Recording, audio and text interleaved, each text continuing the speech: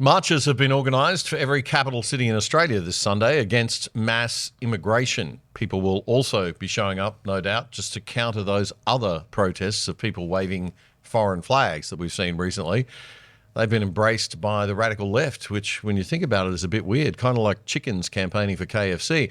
But anyway, this weekend's marches will no doubt attract those who are just fed up with the left generally, and to demonstrate to politicians that not all Aussies think the same way.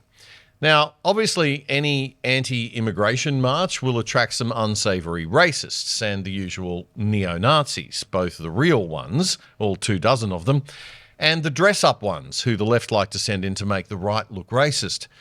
It'll all be happening, and the media will lap it all up.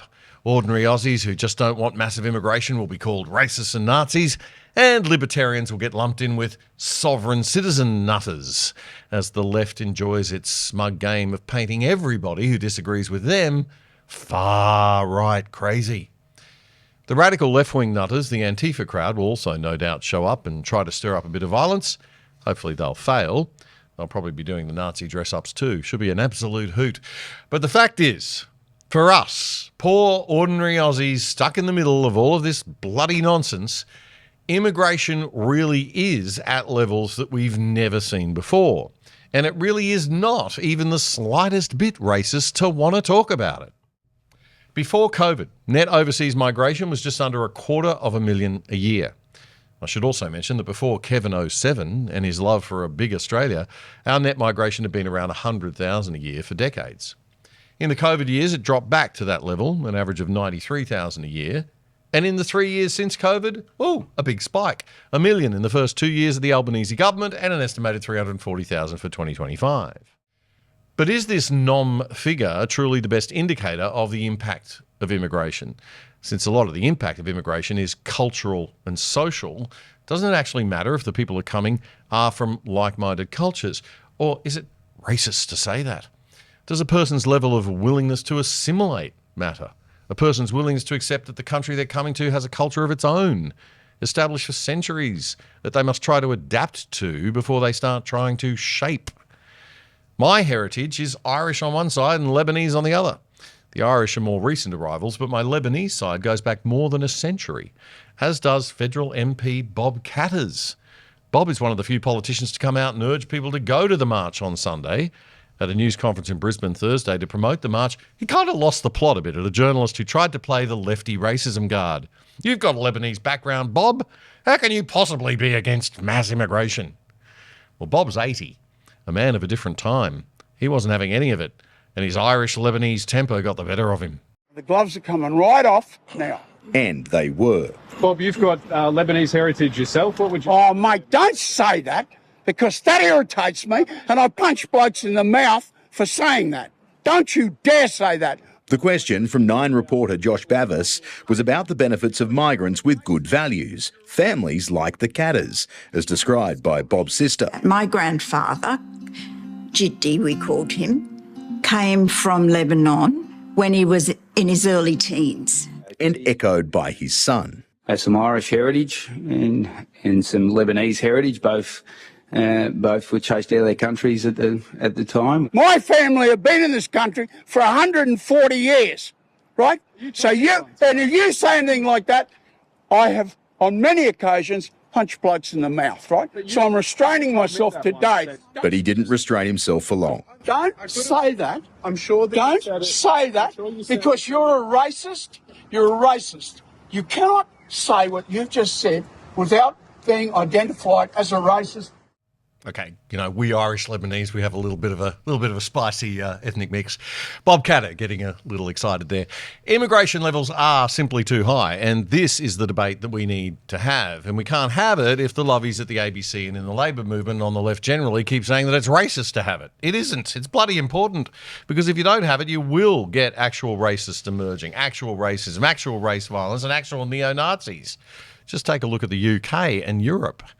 Joining me to discuss all of this on our panel this week is, right here with me in the studio, the founder of the National Conservatives Institute of Australia, Mr. Dan Ryan, and esteemed lawyer. And we also have on the line from Sydney, our good mate from Turning Point Australia, the host of the ARC podcast, Joel Jamal. Joel, welcome. Thanks for joining us. Pleasure to be here.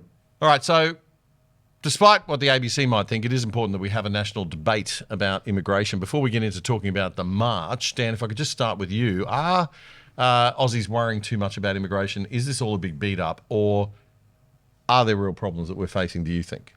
Well, the figures show that the numbers of immigrants that have come to Australia are unprecedented in recent times. They're large even by the standards of other European and Western countries. So in the UK, they complain about, and there have been protests there about mass immigration over the last couple of years. Well, our numbers are higher or comparable in many cases. So it's perfectly natural that there would be a public reaction against that. Polls have consistently shown that Australians are against mass immigration, and the protests, which no doubt we'll talk about, I think are a reflection of that there's been a failure from the political class to appropriately respond to these legitimate concerns. Yeah, I think just in the research that we were doing for the show, we found that we're well above, on a per capita basis, the UK and the US, like well above. And only Canada and Germany have more immigration per capita than Australia does on that net migration level. Joel, just initially your thoughts. I mean, you've been moving in circles in Sydney around this debate and discussion for quite some time. Tell us a little bit about the mood down there and just what people's perception is, you think, of where we're at in terms of immigration and the impact it's having on Sydney as a big city. Yeah, look, Sydney and really Australia as a whole has one of the highest per capita in the world. I mean, we're the last census 2021, I do believe it was 30% foreign born in Australia and over 50% either foreign born or the children of immigrants as well. And so the real thing we've got here is a situation where there's a lot of Australians where it's gone too fast. People clearly aren't integrating. They're clearly not integrating. And you might say, well, look, the children of immigrants do. Sometimes they don't, and very often they don't, and it's becoming a bit of the norm now. And so me as an Australian, if your eyes are closed and my eyebrows weren't betraying me, you'd be like, oh, this guy sounds like an Aussie. He's an Aussie bloke. And then you open your eyes and you're like, oh, okay, he's integrated. His grandfather came out some 60 years ago, and he's actually integrated in Australian society. One of the problems we've got now is we've got kids being born in Australia that are in these enclaves and they're not integrating. They're not learning the language. They're not learning our actual values. And they're not protecting Western philosophy and ideals and Christianity, which made Australia so great. And now we're in a situation where, I mean, in my case, my bishop was stabbed by a 15-year-old Muslim kid who clearly didn't integrate. He was born here. It's homegrown terrorism, and nothing's been deen about it. And so when I look at what's going on in this country and when I raise these issues in front of people like Abby Chatfield on the SBS debate, they're just like, how is immigration affecting you? It's like, I appreciate that. We don't mention people like Abby Chatfield on this show, Joel. We just ignore them because that's what they deserve to be. They deserve to be ignored. But anyway, no, that's not true. Okay, Dan. So really, it comes back to the question of culture as well as numbers, right? I mean, it's really about degree, and I think what Joel's saying, and I would agree, is certainly from my ancestors, and I'm sure Bob Catter is a walking example of this. That previous immigrants to Australia did tend to immigrate a heck of a lot more and were smaller in number, of course, appreciated the society more, were more likely to be of a culturally similar background. And we do have to be able to have that conversation. It isn't racist to talk about cultural similarities, right? And the need for that. Not at all. But the numbers are the essence. I mean, a smaller number of people who come from a different culture can be more integrated more easily. A larger number is much more difficult, right? I mean, Australia has a magic. It is a very attractive culture. We have been able to do that to a certain extent in the past, but there are obviously limits to that. And the numbers are it's come down to it. They have been very, very large. And what is the Australian public meant to do in those circumstances where, on a bipartisan basis, mass immigration has continued for such a long period of time? And there are economic consequences, there are social consequences, and there are political consequences too. I mean, they're changing the nature of electorates as well. So in those circumstances, we can have cultural debates and everything else, but and work on integration strategies. But the most important thing is to stop the numbers. On the show this week, we've everything looked at- becomes easier. The numbers are smaller. So let's have a look at some numbers now. Some more numbers. We looked at the NPLT in the previous segment on the show this week. We looked at net overseas migration in this segment just now. Let's have a look at what that net overseas migration is made up of. This is arrivals by visa and citizenship type for 23-24 financial year. Temporary visa holders, approximately 465,000. Permanent, 91,000. Australian citizens, 60,000. New Zealand citizens, yay, 51,000. We love our Kiwi friends. But yeah, temporary visa holders is 465,000. Now, that's people who've not lived in Australia ever, or at least have been away quite a while, and are saying when they come in that they intend to live here or live here again. So 465,000 temporary long-term visa holders. That is quite a lot. How does that break down? Let's have a look at this chart. So this is that temporary long-term visa arrival group. We've got international students, 207,000. Working holiday, 80,000. Temporary skilled visas, 49,000. And visitors, long-term visitors, obviously, these people are going to say they're going to stay for a while, 90,000. Won't most of these people eventually go home, though? Dan? Well, I mean, our population increase over the last 10 years has been, I think it's been record-breaking compared to our other Western countries. Yeah. So no, they don't. I mean, they become citizens in many cases. They form part of the population growth of the Australian nation. Yeah. So even those students that are coming just for a few years, a lot of them stay, right? A lot of them transfer. They convert their visa in due course. They get a job. They get sponsorship. They ultimately get a path to citizenship here. That's I would argue one of their primary motivations in many cases. Right. And before the ABC people called you racist for saying that, let me just point out, look at the numbers, look at the population increase, and look at the birth rates, right? The population increase is coming from somewhere. Okay? See, an important stat, Damien, is even during the baby boom, during the famous Italian and Greek immigration after the Second World War, that the population growth then of Australia, only a third of that was because of migration, because we had a big baby boom at the same time. Ah, yes, right. So that's very different to today, where we have very, very low fertility rates. Very we low, have our population primarily driven by this massive migration from. Well, I actually think one of the most important statistics, which again the left would like to ignore, is this the statistic that Joel was mentioning, which is the number of people that are born here. And what were those numbers again? Was it for Sydney, Joel, the 50% foreign born? Well, look, nationwide, it's 30% foreign born as of 2021, the census. It's more like 32%, 33% now foreign born nationally. They say that's generally equivalent across every state, across every city, but I don't believe that. I believe in Sydney and Melbourne it is a lot higher. And the children of immigrants is over 50%. If you include immigrants, so foreign-born people, as well as their children, it is over 50%. Like, this nation is rapidly changing.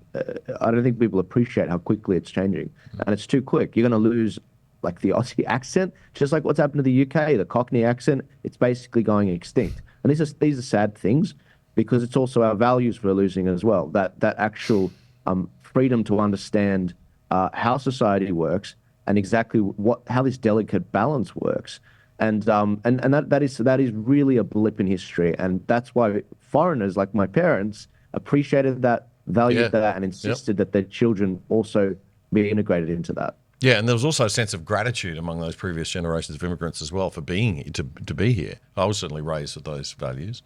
All right. Let's talk about the march, the dreaded marches, because it has divided the Conservative community, and you guys have got slightly different views on how to approach this. I'm getting a feeling that there's a bit of a different vibe in Brisbane to Sydney and Melbourne on this. But anyway, we'll let people make their own minds up. The march is happening around the country Sunday afternoon. For some people who are watching this, of course, it'll be after Sunday afternoon. It might have already happened, so you'll know more than we do. But let's just firstly talk about Joel, you've sort of been in the middle of this. Topher Field has come out very strongly from Melbourne and said, look, people shouldn't go to this march. It's a trap.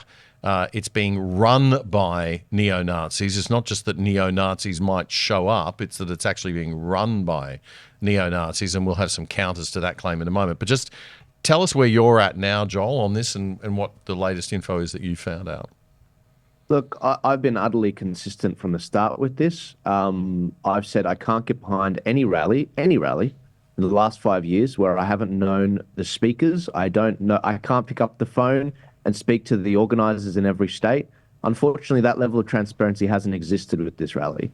There's still, even now, we don't even know who's speaking as of this filming right now, who is speaking in 48 hours. We have no idea. And this is the problem I have. It's like, I don't do blank checks, and people in my audience don't either. And if there's one thing that I know is my job over the last 5 years, it's to help replace the media, who were the guardians of democracy. They would provide reliable information to the Australian public to make informed decisions. That's what I'm doing. And everything I've said on this rally has been the truth. I said the organisers had people involved that actually incited violence, and that is exactly what happened with Beck Wilson. She acknowledged and admitted on Ben Fordham and apologized for inciting violence. So I was right to do what I did. She admits that. And so going into it, I've given people the liberty to make the decision themselves. If you want to go to this rally, God bless you. So that's why it's a beautiful country. It's a free country. But I will personally not be attending, but I will be doing a national stream to show you everything that's happening in each city. Okay, so the fact, because my view is that, if neo-Nazis or you have an anti-immigration rally, whether it's anti-mass immigration or whatever, you're going to get neo-Nazis, you're going to get racists show up, just like you're going to get Antifa show up, and you're probably going to get Antifa show up at a left-wing rally, the radical left. But, what can you do about it? I mean, you've still got to go ahead and have your rallies, haven't you? Look, if the organisers put down what they were doing right now and they didn't show up, people would still turn up because they're not rocking up for the Nazis. They're rocking up because Australia's broken.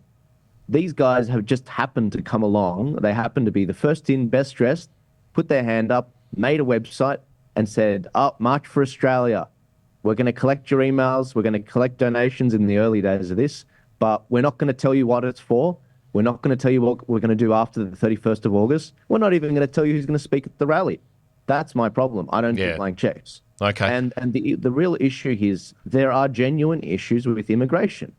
And if you don't show transparency on this issue, you will be picked apart by the psychological operations, by exactly what the media is trying to toe. And that's what we're seeing with this whole sovereign citizen thing. Just last night, Channel 7, Channel 10, Channel 9, all talking about the dangers of sovereign citizens and how they might hijack this rally in the weekend, because we've had that shooting in Victoria in the last week of someone who said he was many things, one of which being a sovereign citizen and an anti-vaxxer. So the media focuses in on that and starts talking about the issues of this rally. Yeah, it's always the extreme thing. If you care about liberty and freedom, the freedom movement is now everyone's a sovereign citizen. Anybody who opposes having a vaccine that's wasn't tested is an anti-vaxxer. Everybody who turns up at an anti-immigration march is a neo-Nazi. I mean, it's pathetic, but I think most Australians see through it. And anyway, so I do think there's a divide between Sydney and Melbourne and Brisbane. On the Brisbane front, Scott Challen, who's a friend of this show, Shallow Chow online, he posted, or he's posting this, I think, soon. He's given us this as an exclusive to play, but this is Scott Challen's view. He's one of the organisers of the march in Brisbane, definitely not a neo-Nazi, but have a look at this.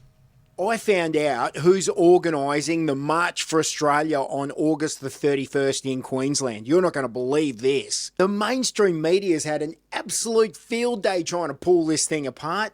And they're calling everybody racists and they're carrying on like chooks with their heads chopped off. But we know what's going on here. There's events happening in every capital city around Australia, as well as a whole bunch of regional areas. This thing is going to be bigger than Ben-Hur. But who is it that's been organising it in Queensland? Have a look at this rabble. Bender, Spambot X, lead organiser, Lachlan Lade, Libertarian President of Queensland, Oz Integrity, he's one of the leaders as well. Lady B, she's been all over this organising it. The Dusty Bogan, the McMullen, and oh my God, if you look at the bottom of the screen, it says Shallow Chell. That's it. I'm one of the organisers in Queensland. I have been involved in getting this thing happening. And guess what? I couldn't be prouder. So, Dan, what's your take on it? Do you think that people should just go along anyway, drown out any neo-Nazis that might be there and just get on with making the point that everybody wants to make? Mass immigration has been too high for so many years in Australia. The political class on a bipartisan basis have refused to do anything about it. In those circumstances, the public protests, right? What has been disappointing that there hasn't been a protest organised by someone else prior to it, right? So this has arisen. It will be the first of many protests in Australia on this issue, because that is exactly what we've seen overseas in the UK, where there have been protests on mass immigration and a whole host of things. It's not going away. What I think should happen is it should be further legitimised by having like the opposition leader of spokesperson for immigration at a state and federal level, and a whole host of other people come out and drown out whatever fringe elements might want to be associated with it. Is this part of the problem? The fact that we don't have a strong conservative voice in this country putting the sensible position, and therefore all of these radical nutters can come in and sort of stuff everything up. It's the default position amongst many of the legacy right across the Western world has been to say, "Oh, it's terrible. Oh, we treasure our different communities." It's a morally the conservatives in the UK and the traditional Republicans, and exactly. Yep. It's a morally printing position. I'm so great because I'm tolerant, and they never pass the wine and cheese, darling. Exactly, because yes. they never see the consequences of it. They never feel the consequences of the economic or other social consequences. Yeah. So it's a morally reprehensible position to take, which is why there's been such dramatic political consequences, most famously with the Tory party in the UK, who failed to take action when more people emigrated to the UK in the last 20 years than in the last 2,000 years. And the Tories were in power for 12 of those years. In those circumstances, unless you come out strongly against mass immigration and commit to do something about it and not adopt this sort of pose, your party will suffer electoral consequences. The party, the Liberal Party in Australia, now down to about 29%. The coalition on the polls, probably 21 of that for the Liberals and 8 for the Nationals, but it's pretty dramatic. And in the UK, we're seeing Nigel Farage's Reform Party now in the high 30s in the polls, and the Tories, the Conservative Party, at 17%. Why aren't the Liberal Party getting the damn message? You see in the UK now, amongst some of the senior Tory leadership, far stronger rhetoric on immigration than you see in Australia. And I just plead with some of the people in the Liberal Party that this is a winning electoral issue. This is a morally right issue to get those numbers down. It's important for social cohesion. It's important so their kids can get jobs and houses in the future. You have to grab this by the nettle and take a serious position of it. And you can't default to this sort of, I call it, Malcolm Turnbull or David Cameron-esque type of position where you rock along to a multicultural event. And God bless them all. We're all friendly with a whole lot of different people. But you're avoiding the main point. The Labor Party said in Queensland, this sort of thing, about the march this is, by the way, this sort of thing doesn't belong in Australia. What sort of thing? What sort of thing? A protest against mass immigration doesn't belong in Australia? And to his credit, and I'm going to give credit where credit is due, the Premier of Queensland, the only Liberal Party, National Party leader in the country in a mainland state, a majority government, David Crisafulli, said he will not condemn this march. So he's starting to stand up against that pressure to well done. cave. And God forbid that there's any unsavoury scenes, and everyone should protest peacefully and all the rest of it. But this is the biggest issue in Australia today, mass immigration. Yeah. This is the first protest which has come about, somewhat organically, but it really should have been mainstream figures on the right and across the country that have come out, TV personalities, whole ABC presenters. They should have all said, look, the mainstream parties on the Labor and Liberal side are not doing enough on this. Something needs to be done because it's affecting the nature of the country, both economic and socially. And so where no action is taken at a political level on a bipartisan basis, you get public protests. Yeah, and you might see violence, and the media will focus on that and say, oh, look at the neo-Nazis and what they did, and look at all these violent people and these terrible protests. Obviously we condemn. Which is obviously Joel's concern as well. Joel, how much do you think there might be violence at these marches? I haven't been worried about this for 3 years, and I'm not sleeping well this week. I was sleeping just fine 2 weeks ago when I raised this as a problem, but the timing of this sovereign citizen thing spooks me, and I don't think people fully appreciate what their governments are capable of. When it comes to what's happened in the last week or two on the sovereign citizens thing, Four Corners has never really covered sovereign citizens, yet they put out nearly an hour doco early last week about them. And then a shooting happens in Victoria, which they blame on a sovereign citizen. The last one that happened was late 2022, so it doesn't happen very often. And then it's all leading into this rally on Sunday, which again, we don't know a lot of information about. I don't have faith in these protest organizers who don't have a good track record, by the way. There's no track record for a lot of them. And I'm not talking about Shallow Gal. I'm a fan of his. He's great. I love the other organisers he mentioned there. I'm friends with them. It's Melbourne and Sydney, mate. You have no idea what you're talking about in Melbourne and Sydney. You don't know how many members of NSN there are. You don't know what they've got planned for the next 3 to 5 years. That's the reality I'm dealing with. Now, I'm not tarring the whole rally. 99% of the people that are going to rock up are just fine. They're beautiful people.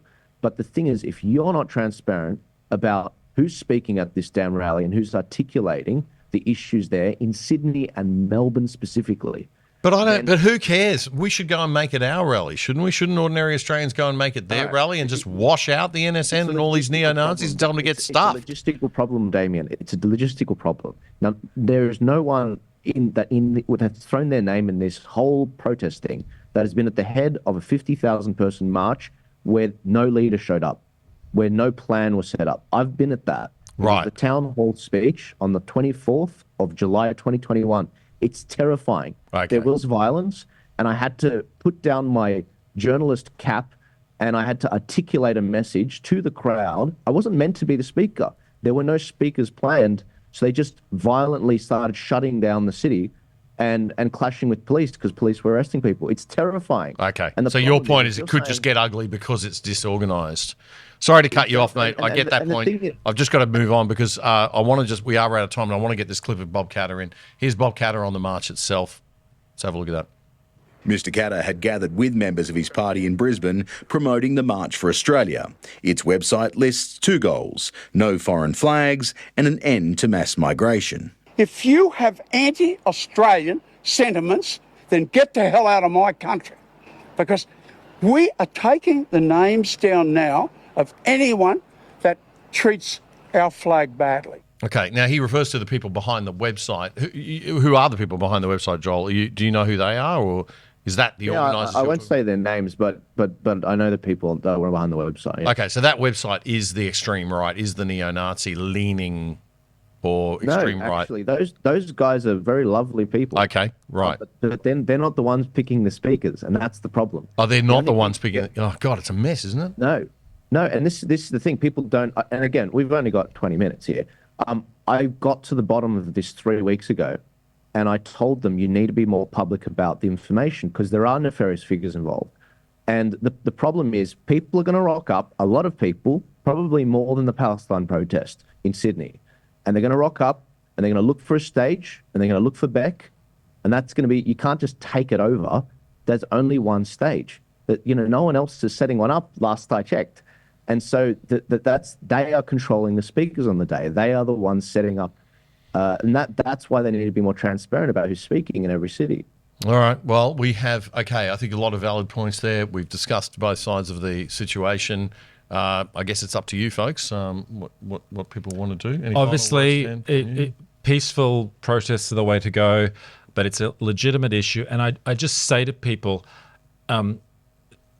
if you want to organise a better protest on this, tell us how it should be run, because this will be the first of, I think, many. And obviously, I'm not a neo-Nazi, you're not a neo-Nazi, and the rest of it. People I know that are associated with it are not neo-Nazis. So at some point, what type of protest against mass immigration can be held in Australia without attracting Probably I think Joel's saying allegation. a more organised one. Well, it hasn't been done yet. Why hasn't it been done today? There was the opportunity to do so. There's one happening in a couple of weeks because of what's happened with this protest on the 13th. It's partnered up with the Worldwide Rally Freedom. Tommy Robinson's doing one on the same day in the UK. Against mass immigration is what he's doing it on. And in Australia, it's on various issues, including immigration. They've made a bid for the Harbour Bridge. That's how you protest. If you're not sure what you're doing, look at the left, look at how they do it, and do the same. Yeah, all right. So September 13, Joel, September 13 is the next date. You can go to that if you don't want to go on Sunday, or you can go on Sunday if you feel comfortable doing that. Go to both. Go to both. Go to both. Go to neither. Go to one or the other. God bless you guys. All right, mate. Thanks so much for joining us, Joel. We really appreciate it. Joel Jamal from the ARC and Turning Point Australia, and Dan Ryan from the National Conservative Institute. Websites and all their contact details are on the screen. And that is it for our episode of The Other Side this week. Thanks for joining us. Don't forget to get onto our website at othersidetv.com.au, othersidetv.com.au, and support the show. Or you can support us right on YouTube by clicking the join button next to the subscribe button. If you haven't already clicked the subscribe button, well, you got to click that one as well, but get onto that. All right, I'm Damien Curry. We'll catch you next week. Bye for now. If you like The Other Side, one of the best ways you can support us is by signing up for the products of our sponsors. And one of our best sponsors is PIA VPN, the virtual private network that stops people spying on your internet activity. It'll keep you and your family truly safe from the prying eyes of big governments and corporations without slowing down your internet speeds. And you can watch Netflix or other streaming services using your regular accounts with them as if you're viewing from any country in the world. You can sign up for less than $3 a month and get a whopping 83% off the normal price. Just go to piavpn.com/otherside to sign up and you'll get the discount. And you'll get more info on those special deals if you check it out. That's piavpn.com/otherside. That was a segment clip from our weekly Friday night news show, The Other Side, which you can watch in full by simply going to YouTube and searching up The Other Side Australia. Then you'll find our full shows playlist. You can also find all of our full shows and our segments on our own website, othersidetv.com.au. That's othersidetv.com.au. Help us build a whole new Aussie media by joining us over there and signing up for the exclusive side.